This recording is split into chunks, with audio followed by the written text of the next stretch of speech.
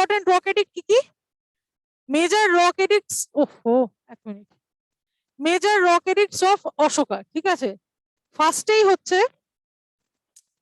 Prohibition of animal sacrifice, prohibition of animal sacrifice, পশু হত্যা করা যাবে না অশোক বলে, কারণ অশোক বুঝতেই পারছো যে বুদ্ধিজমে কনভার্ট করেছিলেন, উনি নিরামিষাশী হয়ে গেছিলেন এবং উনি পশু হত্যা পরবর্তীকালে পছন্দ করতেন না। শুরুতে ওনার প্রথম জীবনে উনি প্রচুর মানুষকে হত্যা করেছেন, পশু তো ছেড়েই দিলাম, কিন্তু পরবর্তীকালে উনি, আমরা ধরে নিচ্ছি উনি পুরোপুরি ট্রান্সফর্ম হয়ে গেছিলেন, সেজন্য উনি চাইতেন না যে পশু হত্যা হোক, উনি ওনার রাজ্যে একদম অ্যানিমাল স্লটারিং বন্ধ করে রেখেছিলেন, ঠিক আছে। এই জন্য ফার্স্ট রকেটিকটা উনি বলেছেন যে প্রহিবিশন অফ অ্যানিমাল স্যাক্রিফাইস।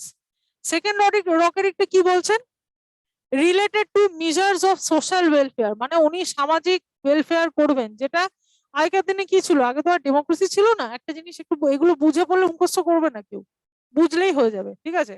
প্রথম রকেটিকটার কথায় আমরা আসি। প্রথম রকেটিকটা এখনো আমরা জানি ভারতীয় সংবিধানের directive principle of state policy, আমরা যখন পলিটি পড়বো, ইন্ডিয়ান পলিটি পড়বো, ওখানে কিন্তু মহাত্মা গান্ধী ডিপিএসপি তে বারণ করেছেন যে প্রহিবিশন অফ কাউ স্লটার, উনি কিন্তু কাউ স্লটার বারণ করেছেন, আমাদের সংবিধানে কিন্তু কাউ স্লটার বারণ করা আছে, মানে নির্দেশমূলক নীতিসমূহের মধ্যে আছে, ওগুলো কোনো আইন প্রণয়ন করা যাবে না, কিন্তু গান্ধীজি চেয়েছিলেন যে ভারতবর্ষে কোন রকম পশু হত্যা না হোক, ঠিক আছে, বিশেষ করে গো হত্যা না হোক, ঠিক আছে। এটা মহাত্মা গান্ধী বলেছেন ডিপিএসপি তে, একই কথা কিন্তু অশোক অত বছর আগে এই ফার্স্ট রকেটিকটা উনি বলেছিলেন, মানে এটা কাইন্ড অফ আর কি রকেটিক গুলো আমরা বলতে পারি অশোকের সংবিধানের মতো আর কি, দেয়ালে দেয়ালে বিভিন্ন নিয়ম রেখে রাখতো। এক নম্বর হচ্ছে অ্যানিমাল স্যাক্রিফাইস করা যাবে না, দু নম্বরটা হচ্ছে সোশ্যাল ওয়েলফেয়ার মেজার, মানে সামাজিক উন্নয়ন করতে হবে। এখন কি, এখন তো ডেমোক্রেটিক সরকার, ভোটে সেই সরকারই ফিরে আসবে যে কিনা উন্নয়ন করবে, ঠিক আছে। একদিকে হচ্ছে কি বলবো, বেটি বাঁচাও বেটি পড়াও, আরেকদিকে হচ্ছে কন্যাশ্রী, ঠিক আছে, চারিদিকে আমরা খালি সোশ্যাল ওয়েলফেয়ার স্কিমের বন্যা দেখতে পাই। কেন না, সেই সরকারকে 5 বছর পর ক্ষমতায় ফিরে আসতে হবে, তাই জন্য তারা মরিয়া, তারা কিন্তু বদ্ধপরিকর যে আমরা একটা সোশ্যাল ওয়েলফেয়ার করব এবং আমি পরের বার ভোটে ফিরে আসবো। কিন্তু তখনকার দিনে তো তা ছিল না, ডেমোক্রেসি ছিল না, ভোট টোট ছিল না, তখন কি ছিল, মনার্কি ছিল, রাজাদের আমলে তারা, তাদের কি ঐচ্ছিক ছিল ব্যাপারটা, তারা যদি সোশ্যাল ওয়েলফেয়ার নাও করে তাহলেও তারা রাজা থাকবে, করলেও থাকবে। এই যে তার আগে অশোকের বাবা বিন্দুসার, সে তো বিশেষ কিছু করেনি, সে তো চুপচাপই ছিল, তাকে নিয়ে বিশেষ কিছু বলার নেই। কেন না, সেটা ঐচ্ছিক, মানে আমি রাজা, আমার ছেলে রাজা হবে, এটাই নিয়ম, এর বাইরে তো আর কিছু হবে না, আমার চাইলে আমি সোশ্যাল ওয়েলফেয়ার করবো, না চাইলে করবো না। কিন্তু অশোককে ওই জন্যই সম্রাট অশোক এবং মহান বলা বলা হয়, কারণ উনি রাজা হওয়া সত্ত্বেও, উনি গণতান্ত্রিক শাসক না হয়েও, রাজা হওয়া সত্ত্বেও উনি কিন্তু সোশ্যাল ওয়েলফেয়ার, সামাজিক ওয়েলফেয়ারের কথা বলেছেন ওনার সেকেন্ড মেজর রকেটিতে, ঠিক আছে। যেটা কিনা আজকে সরকাররা বলে কেন, ভোট পাওয়ার জন্য, পরের পরের 5 বছর পর যাতে ক্ষমতায় আসতে পারে। অশোকের কিন্তু সেসব কিছু ছিল না, অশোক নিজেই চেয়েছিলেন যে আমি রাজা হিসেবে প্রজাদের কল্যাণ করব। থার্ড ডক্টরেটে কি বলেছেন, রেসপেক্টিং ওয়ান্স পেরেন্টস, মা বাবাকে সম্মান দিতে হবে। হয়তো তখন এটা কেন বলেছেন, এমনি এমনি বলেননি, তখন হয়তো এমন ছিল যে বৃদ্ধ বয়সে বৃদ্ধদের উপর প্রচুর টর্চার করা হতো, ঠিক আছে, মানে সেটা দেখাই যায়, মানে এখনো অব্দি সেটা খানিকটা রেলিভেন্ট, সেজন্যই আমরা দেখতে পাই এত বৃদ্ধাশ্রম চারিদিকে। তো অশোক কিন্তু সেই জায়গাটাকেও হাইলাইট করেছিলেন যে যে একজনের বাবা মাকে, পেরেন্টসদেরকে সম্মান জানাতে, কারণ হয়তো তখন বৃদ্ধদের উপর প্রচুর টর্চার চলতো। হিস্টোরিয়ানরা এই 3 নম্বর ইয়েটা দেখে ওটাই মানে করেছেন, ঠিক আছে। 4 নম্বর হচ্ছে ইম্প্যাক্ট অফ ধাম্মা। ধর্মাকে আমরা হিন্দু, মানে সংস্কৃত বা হিন্দিতে বা বাংলাতে ধর্মা বলি, তো একটা রয়ের উচ্চারণ হয় তো, পালিতে কি হয়, এটা পালি ভাষায় লেখা, পালি ভাষায় আটটা কেটে যায়, শুধু ধাম্মা থাকে, ঠিক আছে। Impact of dhamma, non violence towards animals, ঠিক আছে, ওই আবারই ওই একে যেটা বলেছে চারে সেটা একটু ঘুরিয়ে বলছে যে অ্যানিমালস এর প্রতি ধর্ম পালন করতে হবে, মানে সেই জীবে প্রেম করে যেই জন সেই জন সেবিছে ঈশ্বর, সেরকম টাইপের ব্যাপার, ঠিক আছে, 4 নম্বরে বলা হচ্ছে। 5 নম্বরে কি বলা হচ্ছে, appointment of Dhamma মহামন্ত্রাস to spread Dhamma, মানে কি, একটা ধর্ম সে প্রচার করছে, সে তার সারা ভারতবর্ষে চাইছে যে ধাম্মা, অশোক ধাম্মাকে প্রোপাগেট করতে চাইছে, এবং সেটা কি সে একা পারবে এসব লিখে, না, বিভিন্ন অফিসিয়ালস অ্যাপয়েন্ট করা হয়েছিল তার অ্যাডমিনিস্ট্রেশনে, যাদের কাজ হচ্ছে এই ধর্ম প্রচার করা, ঠিক আছে। ধর্ম প্রচারের দায়িত্ব দেওয়া হয়েছিল, তার জন্য তারা আর কি স্যালারি পেত, ঠিক আছে। তাদের নাম কি ছিল, ধাম্মা মহামন্ত্রাস, ঠিক আছে, ধাম্মা মহামন্ত্রাস, বা যে অফিসিয়ালরা ধাম্মা প্রচার করতো, অশোকের ধাম্মাটা সারা ভারতবর্ষে বিভিন্ন সাধারণ মানুষের কাছে প্রচার করতো, ঠিক আছে।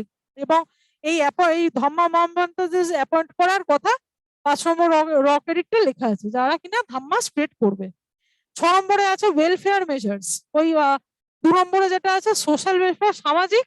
আর এখানে আছে নর্মাল ওয়েলফেয়ার, মানে কি সব রকম ওয়েলফেয়ার, যার মধ্যে পলিটিক্যাল ওয়েলফেয়ার থাকতে পারে, ইকোনমিক ওয়েলফেয়ার থাকতে পারে, সোশ্যাল ওয়েলফেয়ার থাকতে পারে, সবই থাকতে পারে। 2 নম্বরে শুধু সোশ্যালটার কথা বলা, আর এখানে সব রকম ওয়েলফেয়ার এজ এ হোল বলা, যে ওয়েলফেয়ার মেজার্স দিতে হবে 6 নম্বরে। 7 নম্বরে কি বলা, রিলিজিয়াস টলারেশন, মানে নিজের ধর্মের পাশাপাশি অন্যের ধর্মকেও গুরুত্ব দাও। এটা কিন্তু খুব রিসেন্ট একটা পরীক্ষায় কোয়েশ্চেন এসেছিল। 7 নম্বরটা কোন পরীক্ষা, ইউপিএসসি প্রিলিমস 2020, যেটা কিনা প্যান্ডেমিকের মধ্যে হয়েছিল, ঠিক আছে। ইউপিএসসি প্রিলিমস 2020-তে 7 নম্বর প্রশ্নটা এসেছিল যে কোন রাজা যিনি বলেছেন যে নিজের ধর্মের পাশাপাশি অন্যের ধর্মকে তুমি যদি সম্মান না করো তোমার ধর্ম ধূলিসাৎ হয়ে যাবে। তো যে কোনো ধর্ম ত্যাগের কথা বলে, হিন্দু ধর্ম, ইসলাম ধর্ম, খ্রিস্টানিটি, জৈন ধর্ম, বুদ্ধ ধর্ম, সবাই কিন্তু ত্যাগের কথা বলে। সুতরাং তুমি যদি নিজের ধর্মকে উত্থান করতে গিয়ে অন্যের ধর্মকে অপমান করো, তাহলে তোমার ধর্ম ধূলিসাৎ হয়ে যাবে। একটা কোটেশন ছিল, সেই কোটেশনটা তুলে দিয়েছিল, তুলে দিয়ে জিজ্ঞেস করেছিল ইউপিএসসি যে এই উক্তি কোন রাজা করেছিল। 4টা অপশন ছিল, উত্তর হবে অশোক, ঠিক আছে। এটা কোথা থেকে করেছে, 7th মেজর রক এডিক্ট থেকে, কিন্তু একটু ঘুরিয়ে প্রশ্নটা করেছে, কোটেশনটা জিজ্ঞেস করেছে। তা আমরা আমাদের জন্য অত কোটেশন দরকার নেই, ইউপিএসসি ছাড়া ওটা অন্য কোনো পরীক্ষা আশা করি জিজ্ঞেস করবেও না।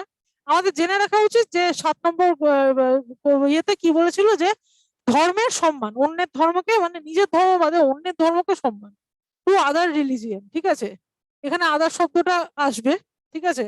রিলিজিয়াস টলারেশন টুয়ার্ডস আদার রিলিজিয়ান, নিজের ধর্মকে তো সবাই সম্মান দেয়, কিন্তু অন্যের ধর্মকেও সম্মান দিতে হবে। 7 নম্বর রকেটিকটা এটা বলা হয়েছে। 13 নম্বর রকেটিকটা কি বলা হয়েছে, কলিঙ্গ ওয়ার, কলিঙ্গ যুদ্ধ, কলিঙ্গ যেটা নিয়ে এত কাণ্ড, ঠিক আছে। কত সালে হয়েছিল কলিঙ্গ যুদ্ধ, ভীষণ ইম্পর্টেন্ট, বিসিএস প্রিলিমসে 3-4 বার প্রশ্নটা করেছে। 261 বিসি কলিঙ্গ যুদ্ধের সালটা। এবং এই যে রিসেন্ট পিএসসি ক্লার্কশিপ পরীক্ষাতেও কয়েকবার দেখেছি 261-এর কোশ্চেনটা আসতে। It changed Ashoka's attitude towards life and he became a Buddhist, ঠিক আছে। লাস্টে গিয়ে বলছে যে কলিঙ্গ যুদ্ধ তার জীবনের প্রতি দর্শনটাকে পাল্টে দেয় এবং সে লাস্টে গিয়ে বুদ্ধিস্ট হয়ে যায়। উনি কলিঙ্গ যুদ্ধ কত সালে করেন, 261-এ করেন। এবং উনি এই কলিঙ্গ যুদ্ধের এত রক্তপাত দেখে ওনার মনের মধ্যে একটা বিশাল ক্ষত সৃষ্টি করে সেটা, এবং উনি নিজেকে চেঞ্জ করে দেন এবং বুদ্ধিস্ট হয়ে যান, এবং উনি ধর্মাশোকে পরিবর্তিত হয়। এই কলিঙ্গ যুদ্ধের সব বর্ণনা, ওনার মনের সব ভাবনা, এগুলো ডিটেলসে কততম রকেটিকটা লেখা, 13তমতে লেখা। 13তম রকেটিকটা উনি ডিরেক্ট বলেছেন যে আমার মনে কেমন ফিলিং হয়েছিল যখন কলিঙ্গ আমি শয়ে শয়ে মানুষকে মেরেছিলাম, ঠিক আছে। ওনার যে গভীর ক্ষত সৃষ্টি হয়েছিল সেটা উনি 13তম রকেটিকটা উনি ব্যাখ্যা করেছিলেন। এবং 14তমটা বলে দিই, 14তমটা এখানে লেখা নেই, বলে দিই। এই সব রকেটিকটের জায়গাগুলোকে নির্দিষ্ট করেছিল, প্লেসেস অফ রক এডিক্টস, ঠিক আছে, places of rock edicts 1 to 30, সেটা 14তম রক এডিক্টে লেখা ছিল। মানে এই যে প্রত্যেকটা রক এডিক্ট কোথায় কোথায় দেওয়া, এই জায়গাগুলো ম্যাপ পয়েন্টিং এ আমরা ডিটেলস অত যাচ্ছি না। হ্যাঁ, এই জায়গাগুলো 14তম রক এডিক্টে দেওয়া, যে কোন জায়গায় কোন রক এডিক্ট আছে। এবার দেখো মাঝখান থেকে কোনটা কোনটা আমি লিখিনি এখানে, 7-এর পর 8, 9, 10, 11, 12, এই 5টা, ঠিক আছে। এই 5টা রকেটই খালি বাদ রেখেছি, আবার 13টা থেকে শুরু হয়েছে, 13, 14, 1, 2, 3, 4, 5, 6, 7, 13, 14, ঠিক আছে। মাঝখানে এই 5টা বাদ দিয়েছি, তার কারণ এই 5টা রকেটই আপাতত কোনো পরীক্ষায় আমি কোয়েশ্চেন আসছে দেখিনি, তাই এটা আর কোনো কারণ নেই বাদ দেওয়া। আমার এই 5টা ভালো লাগে, এই 5টা খারাপ লাগে সেটা না, এই 5টা থেকে আমি কোনো পরীক্ষায় কোয়েশ্চেন আসতে দেখিনি ইউপিএসসি ছাড়া, সেই জন্য আমি এই 5টা থেকে আপাতত বাদ দিয়েছি। যদি তোমরা মনে করো তাহলে এই 5টা পড়ে নিতে পারো, কোনো অসুবিধা নেই, সেটা অপশনাল, ঠিক আছে। কিন্তু এই 1 থেকে 13 অব্দি এইগুলো সব পরীক্ষায় প্রশ্ন করে বারবার, সেই জন্য 1 থেকে 13 অব্দি আমি বলেছি। এবার এই 1 থেকে 13 অব্দি এখানে কারো কোনো ডাউট আছে কিনা প্লিজ একবার বলুন, ঠিক আছে। মালদা কোনো ডাউট আছে, পূর্তভবন কোনো ডাউট আছে, আচ্ছা। কল্যাণী কোনো ডাউট আছে, অনেকে আছেন, ডাউট থাকলে প্লিজ জিজ্ঞেস করবেন। আসানসোল কোনো ডাউট আছে, ঠিক আছে, থাকলে প্লিজ জিজ্ঞেস করবেন। বাঁকুড়া কোনো ডাউট আছে? আচ্ছা, ঠিক আছে, আমি নেক্সট স্লাইডে যাচ্ছি। এবার অশোকের ধর্ম সম্বন্ধে কয়েকটা ফ্যাক্ট দেখি। Dhamma is a Prakrit word. ও আচ্ছা, এটা পালি নয়, আমি ভুল বললাম একটু আগে। ধম্ম হচ্ছে প্রাকৃত ওয়ার্ড। প্রাকৃত ভাষা কাদের ছিল? জৈনিজমের ছিল। আর পালি ভাষা কারা ইউজ করতো? বুদ্ধিস্টরা করতো। পালি ভাষা বুদ্ধিস্টরা করতো, আর প্রাকৃত ভাষায় জৈনরা করতো। ঠিক আছে, ধম্ম যদিও অশোক বুদ্ধিজমে কনভার্ট হয়েছিল, তাও ধম্ম শব্দটা কিন্তু প্রাকৃত শব্দ। ঠিক আছে, মনে রাখতে হবে, পরীক্ষায় কোয়েশ্চেন আসতে পারে ধম্ম শব্দটা কোন ভাষায়, সেটা হচ্ছে প্রাকৃত। ফ্রম দ্য সংস্কৃত টার্ম ধর্মা। আমরা একটু আগে বলছিলাম যে সংস্কৃত বা হিন্দি বা বাংলায় একটা রেফের উচ্চারণ থাকে ধ ময় রেফ। এই রেফটা হচ্ছে সংস্কৃত, বাংলা, হিন্দি স্পেশাল। এই একটা আর উচ্চারণ থাকে, এই আরটা প্রাকৃত ভাষার ধাম্মাতে থাকে না, DHAMMA বলে লেখা হয়। ঠিক আছে, which means religious duty। এবার এখানে ধর্ম বলতে কিন্তু অশোক কিন্তু কোনো রিলিজিয়নকে ইন্ডিকেট করেনি। আমরা এখানে ধর্ম বলতে সংকীর্ণভাবে কি বুঝি? হিন্দু ধর্ম, ইসলাম ধর্ম, খ্রিস্টান ধর্ম, এটাকে রিলিজিয়ন বলে কিন্তু আমরা বুঝি। অশোক কিন্তু ধর্ম বলতে সেটা বলেনি। অশোক এখানে ধর্ম বলতে বলেছে রিলিজিয়াস ডিউটি, নিজের মানে মানবতার ধর্ম। অশোক যেটা পিচ করতে চেয়েছিলেন সেটা হচ্ছে মানবতার ধর্ম। মানব হিসাবে, মানুষ হিসাবে কে কেমন, সেই ডিউটিটাই হচ্ছে ধর্ম অশোকের কাছে। ঠিক আছে, অশোকের ধর্মর ডেফিনেশনটা এখানে পড়লাম। সেকেন্ড হচ্ছে Ashoka gave up the policy of conquest through war digvijay and began to follow policy of conquest through dharma vijay. মানে ওই যে একটু আগে বললাম যে কোনো শাসকের দুভাবে শাসন করতে হয়, একটা হচ্ছে অস্ত্র দিয়ে, একটা হচ্ছে যুদ্ধ দিয়ে, একটা হচ্ছে শান্তি দিয়ে। ঠিক আছে, অশোক এখানে কি যুদ্ধ দিয়ে যেই জয় করার ব্যাপারটা থ্রু ওয়ার, যেটাকে এক কথায় কি বলা হয়? দিগ্বিজয়। দিগ্বিজয় মানে যে যুদ্ধ দিয়ে জয় করে। ঠিক আছে, দিগ্বিজয় অশোক ছেড়ে দিয়েছিলেন, লাস্ট দিগ্বিজয় করেছিলেন কলিঙ্গ। ঠিক আছে, কলিঙ্গর পর উনি আর দিগ্বিজয় করেননি। তারপর উনি কি চালু করেন? তারপর উনি ধর্ম বিজয় চালু করেন। উনি ধর্ম দিয়ে বিজয় করবে, উনি ধর্ম দিয়ে রুল করবে। ঠিক আছে, রুল করার দু রকম অস্ত্র হয়, একটা হয় যুদ্ধ দিয়ে, একটা হয় শান্তি দিয়ে, একটা হয় ওয়ার্ড দিয়ে, একটা হয় ধাম্মা দিয়ে। অশোক যেটা করেছিলেন ধর্মা বিজয় করেছিল। দিগ্বিজয় কিন্তু উনি ছেড়ে দিয়েছিলেন কলিঙ্গর পর থেকে। কলিঙ্গ অব্দি উনি দিগ্বিজয় করেছিলেন, কলিঙ্গটাকে ওনাকে দিগ্বিজয় করতে হয়েছিল। ঠিক আছে, কলিঙ্গর পর থেকে উনি বুদ্ধিস্টে কনভার্ট হয়ে যায় এবং উনি ধর্ম বিজয় আরম্ভ করেন, সেইটা লেখা। অশোকের dhamma was related to norms of social behaviour and activities, যেটা বললাম এটা ইম্পর্টেন্ট ওয়ার্ড। ঠিক আছে, norms of social behaviour and activities. অশোকের ধর্ম মানে কি? যেখানে সামাজিক রীতিনীতি, সামাজিক সুশৃঙ্খলতা, আত্মার শুদ্ধিকরণ, এইগুলোকে ডিনোট করতো। ঠিক আছে, সোশ্যাল বিহেভিয়ার এন্ড অ্যাক্টিভিটিস, ধর্ম মানে কি করা উচিত? গরিবদের সেবা করা উচিত, বাবা মার সেবা করা উচিত, বয়স্কদের সম্মান করা উচিত, অ্যানিমালদের সম্মান করা উচিত, এগুলো সব সোশ্যাল বিহেভিয়ার। ঠিক আছে, সেইগুলোই কিন্তু অশোকের ধাম্মার মেন পার্ট ছিল। Its norms are mentioned in Ashoka's edicts. হ্যাঁ, এই নর্মস গুলো উনি কোথায় লিখেছিলেন? অশোকের এডিক্টে লিখেছে। তখন তো কোনো সংবিধান ছিল না, কোনো রিটেন সংবিধান ছিল না, কোনো মেল আইডি ছিল না, আমরা চাইলেই গুগল থেকে ইন্ডিয়ান কনস্টিটিউশন ডাউনলোড করে পড়ে নিতে পারতাম না। তখন লোকে কিভাবে জানতো যে আমাদের কি করণীয়? সেটা রক এডিক্টস এর গায়ে লেখা থাকতো। ঠিক আছে, অশোকের এই যে major rock addict, minor rock addict, pillar addict, এই এডিক্টস গুলোর মধ্যে অশোক তার কি, তার সিটিজেনদেরকে বলতো যে তোমাদের কি করণীয় কি নয়। এই নর্মস গুলো সব অশোকের এডিক্টের মধ্যে মেনশন করা থাকতো। ঠিক আছে, due to this policy his name shines with a unique brilliance. মানে এই যে পলিসি গুলো, এই যে ইউনিক ব্যাপারটা, এটা অনেকটা গণতান্ত্রিক সরকারের সঙ্গে ম্যাচ করে, তাই না? অশোক যে কাজকর্মগুলো করতেন ওগুলো গণতান্ত্রিক শাসকরা করে থাকেন। সেগুলো কি? সাবজেক্টদের কথা ভাবা, নাগরিকদের কথা ভাবা, তাদের সোশ্যাল কন্ডিশনকে ভাবা। হ্যাঁ, তার রাজ্যে বয়স্করা যদি নেগলেক্টেড হয় সেটা নিয়ে সম্রাট ভাবছে, মানে এর থেকে ভালো রাজা আর হয়ই না। জাস্ট ভাবা যায় না তখনকার দিনে, তাই না? তো এইগুলো অশোক করেছিলেন, সেই জন্য ওনার নাম কিন্তু স্বর্ণাক্ষরে লেখা আছে ইতিহাসের পাতায়। ঠিক আছে, ওনার শুরুটা কলঙ্কিত রক্তাক্ত হলেও ওনার শেষটা কিন্তু স্বর্ণাক্ষরে লেখা আছে। এবং সেটা কেন? অশোকের ধাম্মার জন্য, অশোকের পলিসি অফ ধাম্মা। এটাই উনি এত দিক আর কি ভেবে চিন্তে তৈরি করেছিলেন। এবং উনি ওনার ওনার সিটিজেনদের প্রতি কত দায়িত্ব এবং কর্তব্যপরায়ণ সম্রাট ছিলেন সেটা ওনার অশোকের ধাম্মায় কিন্তু সেটা প্রতিফলিত হয়, এবং সেই ডেসক্রিপশন গুলো এখানে লেখা। এই স্লাইডে কারো কোনো ডাউট থাকলে একটু জিজ্ঞেস করুন। মালদা পূর্ত ভবন, কোনো ডাউট আছে? কল্যাণী, কোনো ডাউট আছে অশোকের ধাম্মা নিয়ে? আসানসোল, বাঁকুড়া, কোনো ডাউট আছে? ঠিক আছে, আমি নেক্সট স্লাইডে যাচ্ছি। Decline of the Mauryas. এবার মৌর্য সাম্রাজ্য পতনের কারণ কি কি? এক নম্বর, এই এটা ঠিক করে দেবেন।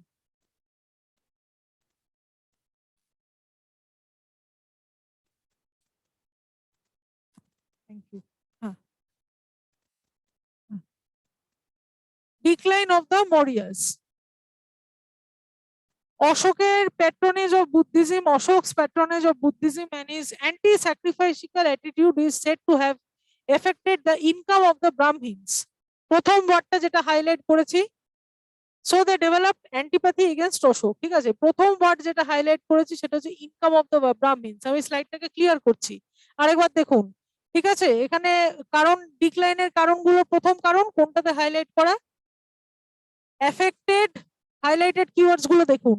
ইনকাম অফ দ্য ব্রাহ্মিনস মানেটা এবার বোঝার চেষ্টা করুন। এই যে অশোক যেটা করতেন, পালি ভাষা, প্রাকৃত ভাষা, বৌদ্ধ ধর্ম, জৈন ধর্ম, ঠিক আছে, এইগুলো খালি পপ আপ করছিল, এবং রাজা নিজে বুদ্ধিজম মানছেন মানে কি হবে এবার ভেবে নাও, পরের দিকটা খারাপ এফেক্ট কি হতে পারে। যারা হিন্দু ব্রাহ্মণ, ঠিক আছে, তাদের ইনকাম কিন্তু এফেক্ট করছিল। আজকাল লোকে আর কেউ যাগযজ্ঞ করার জন্য ডাকে না, ঠিক আছে, আস্তে আস্তে কিন্তু হিন্দুইজম তার ইভেন্স হারিয়ে ফেলছিল। ঠিক আছে, সেই জন্য ব্রাহ্মণরা কিন্তু অশোককে নিয়ে খুশি ছিল না, কারণ ব্রাহ্মণদের রুটি রুজি এফেক্ট করছিল, সেটা ব্রাহ্মণদের ইনকাম কমে যাচ্ছিল। কেন? বুদ্ধিজম এত বেশি করে প্রাধান্য পাচ্ছিল সেই জন্য। ঠিক আছে, এই জন্য ব্রাহ্মণরা কিন্তু অশোকের এগেনস্টে একটা ক্ষোভ তাদের ছিল। ঠিক আছে, মানে ও বলে না পাঁচটা আঙুল কখনো সমান হয় না, এত ভালো একজন রাজা, তার এগেনস্টে ক্ষোভ কেন না, একটা কেউ কোনোদিন সবার কাছে ভালো হতে পারে না। বুদ্ধিস্টদের কাছে ভালো হতে গিয়ে তারা হিন্দু ব্রাহ্মণদের কাছে খারাপ হয়ে গেল, সুতরাং তার এগেনস্টে একটা অ্যান্টিপ্যাথি চলে আসলো। এটা হচ্ছে প্রথম কারণ ডিক্লাইনে। ঠিক আছে, যে ইনকাম, ব্রাহ্মণদের ইনকাম এফেক্ট হচ্ছিল। 2 নম্বর হচ্ছে revenue from agrarian areas was not sufficient to maintain such a vast empire as booty war was negligible. ঠিক আছে, বুটি ফ্রম ওয়ার ওয়াজ নেগলিজিবল। আচ্ছা, বুটি ফ্রম ওয়ার কথাটা মানে, বুটি মানে হচ্ছে কোন একটা সাম্রাজ্যকে ক্যাপচার করার পর তখনকার দিনে রাজতন্ত্রের একটা নিয়ম ছিল, সেটা হচ্ছে যত অন্য রাজ্যের উপর অ্যাটাক করবে তাদের ইনকাম তত বাড়বে। কেননা তাদের সব কোষাগার, তাদের সব ভ্যালুয়েবলস গুলো তারা নিজেদের রাজ্যে নিয়ে আসতো। ঠিক আছে, সব গোল্ড কয়েন, সব ট্রেজার্স, অন্য রাজা যাকে অ্যাটাক করলো তার রাজ্য অ্যাটাক করে তার ইকোনমিক প্রসপারিটিটাও এই রাজ্যের হয়ে যেত। এবার অশোক যেহেতু কোনো অ্যাটাক করছিল না, কোনো যুদ্ধ করছিল না, সেই জন্য অন্য রাজার থেকে তার বিশেষ করে ইনকামও হচ্ছিল না। ঠিক আছে, অন্য জায়গায় লুটপাট করে, এই বুটি শব্দটা মানে হচ্ছে লুটপাট করা। ঠিক আছে, যুদ্ধের মাধ্যমে যে লুটপাটের মাধ্যমে যেই রাজস্বের যে বৃদ্ধি হতো সেটা অশোকের ইয়েতে হচ্ছিল না, এক। এবং দুই হচ্ছে এগ্রিকালচার থেকে অত বেশি ইনকাম আসছিল না। ঠিক আছে, revenue from agrarian areas was not sufficient. ঠিক আছে, এত বড় একটা এম্পায়ারকে শুধুমাত্র এগ্রিকালচার, ক্ষেত খামারি করে যেই টাকাটা পাওয়া যায় সেটা দিয়ে, এগ্রিকালচারের টাকা দিয়ে কিন্তু এত বড় একটা সাম্রাজ্য চালানো সম্ভব না। তার মধ্যে আবার ধর্ম মহামন্ত্রাস রাখা, তারা আবার ধর্ম প্রচার করছে, এত লোকের স্যালারি দেওয়া, এত কিছু কিন্তু ওই এগ্রিকালচারের টাকা থেকে সম্ভব নয়। আর এবং সে অন্য কোনো রাজাকে হরণও করছে না, তাদের সম্পত্তিও হরণ করছে না, সুতরাং ইনকাম কমে গেছিল। এটা হচ্ছে একটা বড় কথা। ঠিক আছে, 2 নম্বর ফ্যাক্টর, ইনকাম কমে গেছিল, ব্রাহ্মণদের ইনকাম কমে গেছিল, ব্রাহ্মণরা আন্দোলন করছিল, নিজেদের ইনকামও কমে গেছিল, কারণ কাউকে যুদ্ধ টুদ্ধ করতে হয়, এক্সট্রা কোনো ইনকাম ছিল না, খালি ওই রাজস্ব এগ্রিকালচার করে, তাই দিয়ে এত বড় এম্পায়ার মেনটেন করা গেল না। তারপর success of Ashoka's successors of Ashoka were too weak to keep the together such a large centralised empire. মানে অশোকের মৃত্যুর পর, অশোক যতদিন বেঁচে ছিলেন তখন কিন্তু ছিল, অশোকের মৃত্যুর পর অশোকের যারা সাকসেসর ছিল, যারা পুরো উত্তরসূরি ছিল, তারা খুব উইক রাজা, তাদের নামও শোনা যায় না। ঠিক আছে, তাদের নামও ইতিহাসে খুব একটা স্বর্ণাক্ষরে লেখা নেই। হ্যাঁ, এবং মৌর্য সাম্রাজ্যের অশোকের পর থেকে কোনো রাজাই তেমন এক্সাম্পলারি না যে কিনা এত বড় একটা এম্পায়ারকে মেনটেন করতে পারে। প্রথম তিনজনই যা ছিল ছিল, চন্দ্রগুপ্ত মৌর্য, বিন্দুসার, অশোক, ঠিক আছে। এই তিনজনের পর ফার্দার এত উইক রাজা যে তাদের আর কোনো মেনশনই রাখা উচিত না, তারা ছিল বলেই আর কি এত বড় এম্পায়ার টুকরো টুকরো হয়ে ভেঙে পড়লো, ঠিক আছে। তারপরে the last Mauryan king Brihadratha, last যে কিং তার নামটা ইম্পর্টেন্ট, পরীক্ষায় আসে। লাস্ট কিং মানে সে হচ্ছে বিখ্যাত থেকেও কুখ্যাত বেশি, ঠিক আছে। সে এতটাই উইক ছিল যে এই বৃহদ্রথকে রিপ্লেস করে ফেললো কে, তারই যে কমান্ডার ইন চিফ, তারই মানে যে সেনাপতি, বৃহদ্রথের যে সেনাপতি ছিল পুষ্যমিত্র শুঙ্গ, সে বৃহদ্রথকে মেরে ফেললো। ফেলে বৃহদ্রথকে মেরে ফেলা মানে মৌর্য সাম্রাজ্য শেষ হয়ে গেল, ঠিক আছে। বৃহদ্রথ ছিল মৌর্য সাম্রাজ্যের শেষ রাজা। তাকে কে মেরে ফেললো? বৃহদ্রথেরই সেনাপতি, নাম হচ্ছে, নামটাও ইম্পর্টেন্ট, এটাও আসতে পারে, পুষ্যমিত্র শুঙ্গ। অনেক পরীক্ষা এসছেও আগে। পুষ্যমিত্র শুঙ্গ বৃহদ্রথকে মেরে ফেললো কত বিসিতে? 185 বিসিতে, ঠিক আছে। 185 বিসিতে মেরে ফেললো। এবং তারপরে কোন সাম্রাজ্য শুরু হলো? শুঙ্গা ডাইনেস্টি। এটা একটু ক্লিয়ার করি, ভালো করে দেখুন লাস্ট পয়েন্টটা, ঠিক আছে, ইম্পর্টেন্ট আছে লাস্ট পয়েন্টটা, ঠিক আছে। কি কি না, বৃহদ্রথ লাস্ট রাজা, তার সেনাপতির নাম পুষ্যমিত্র শুঙ্গ, ঠিক আছে, তাকে 185 বিসিতে মেরে ফেললো এবং শুঙ্গ ডাইনেস্টি শুরু করলো। তার মানে কি মৌর্য ডাইনেস্টির পরের সাম্রাজ্য কি? শুঙ্গ ডাইনেস্টি। এটা অনেক প্রশ্ন হতে পারে এবং হয়েছে, ক্রোনোলজিক্যাল অর্ডারে সাজাতে দিতে পারে যে মৌর্য সাম্রাজ্যের পরবর্তী সাম্রাজ্যের নাম কি, সেটা হচ্ছে শুঙ্গ ডাইনেস্টি, ঠিক আছে। এই কটা পয়েন্ট দিয়ে আরেকবার বলি তাহলে। ডিক্লাইনের কারণ কি? প্রথম হচ্ছে ব্রাহ্মণদের ইনকাম কমেছিল, কারণ অশোক বুদ্ধিজমকে প্রপাগেট করতো। দ্বিতীয় হচ্ছে নিজেদের সাম্রাজ্যে টাকা পয়সা বেশি ছিল না, কেন? যুদ্ধ হতো না বলে। এবং এগ্রিকালচার থেকে অর্জিত অর্থ সাফিসিয়েন্ট ছিল না বলে। এবং 3 নম্বর হচ্ছে তার সাকসেসররা, তার উত্তরসূরিরা এত বেশি উইক ছিল যে তারা টিকিয়ে রাখতে পারলো না। এবং এতই উইক ছিল, 4 নম্বর পয়েন্টে আমরা দেখতে পেলাম লাস্ট যে রাজা বৃহদ্রথ, বৃহদ্রথকে তারই সেনাপতি পুষ্যমিত্র শুঙ্গ মেরে ফেলে শুঙ্গ ডাইনেস্টি তৈরি করে দিল। কত সালে? সালটাও ইম্পর্টেন্ট, 185, ঠিক আছে। দিয়ে মৌর্য সাম্রাজ্য শেষ হলো। তার মানে মৌর্য সাম্রাজ্যের মেন তিনজন যিনি, চন্দ্রগুপ্ত মৌর্য কাকে সরিয়ে এসেছিল আরেকবার রিক্যাপ করি। চন্দ্রগুপ্ত মৌর্য কাকে সরিয়ে এসেছিল? ধনানন্দকে সরিয়ে এসেছিল। ধনানন্দ নন্দ সাম্রাজ্যের শেষ রাজা ছিল। ধনানন্দকে সরিয়ে চন্দ্রগুপ্ত মৌর্য হলো। চন্দ্রগুপ্ত মৌর্যর ছেলে বিন্দুসার ছিল। বিন্দুসারের পর অশোক দা গ্রেট, সম্রাট অশোক এলেন।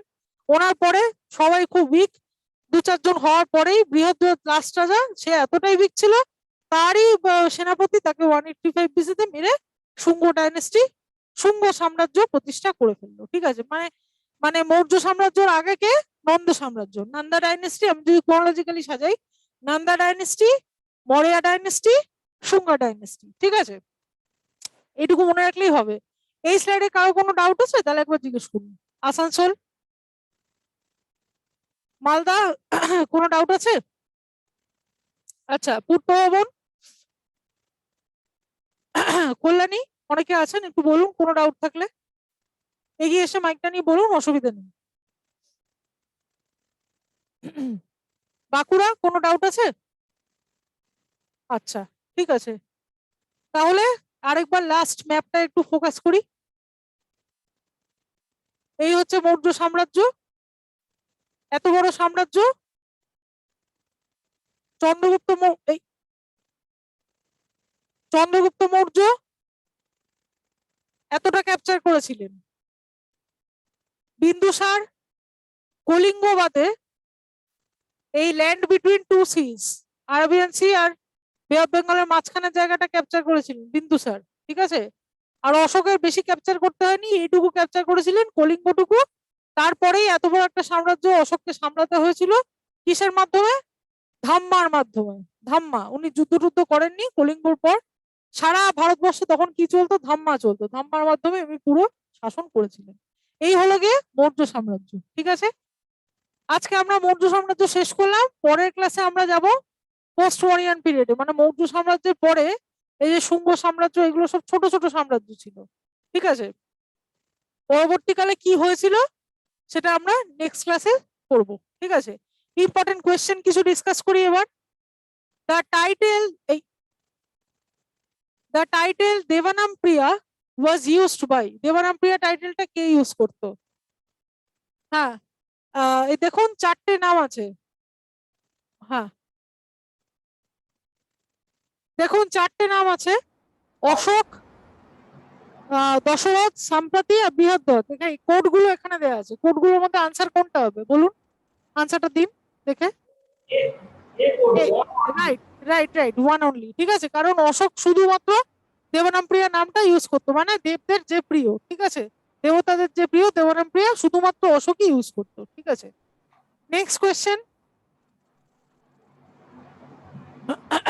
from which following source it is learned that Ashoka fought a fierce battle in Kalinga?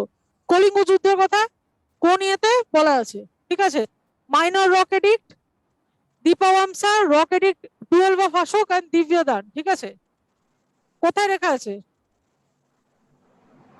এই চারটে option? Minor rock edict, Dipavamsa, Divyavadan আর রক এডিক্ট 13 অফ অশোক, কোথায় লেখা আছে কলিঙ্গ যুদ্ধের কথা? আনসারটা দিন। হ্যাঁ, রকেট 13, অপশন বি উত্তর, correct answer. Rock edict 13 of Ashoka, এই 13 রকেট সম্বন্ধে পড়লাম। এটা হচ্ছে হুম, এটা হচ্ছে হ্যাঁ, এটা হচ্ছে এসএসসি সিজিএল এর প্রশ্ন, ঠিক আছে। Which dynasty ruled after Mauryan empire? Mauryan এম্পায়ারের পরে কোন ডাইনেস্টি রুল করেছিল? কি হবে উত্তরটা? এই যে which dynasty ruled after Mauryan empire, চারটে অপশন আছে, উত্তর কোনটা হবে?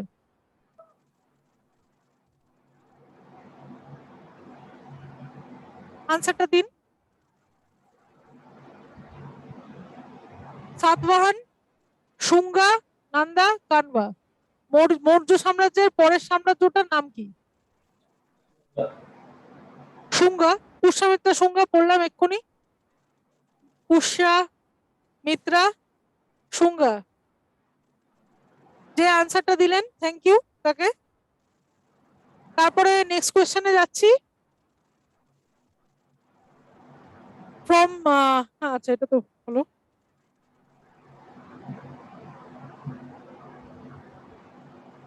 চন্দ্রগুপ্ত মৌর্য ফলোড, কোন ধর্ম ফলো করতো চন্দ্রগুপ্ত মৌর্য? হ্যাঁ, জৈনিজম, হ্যাঁ right, answer C. The monk who influenced Ashoka embrace Buddhism, কোন মঙ্ক বুদ্ধিজমে? Option D. না, বৃহদ্রথ না, বৃহদ্রথ না, বিষ্ণুগুপ্তা, উপগুপ্তা, ব্রহ্মগুপ্তা।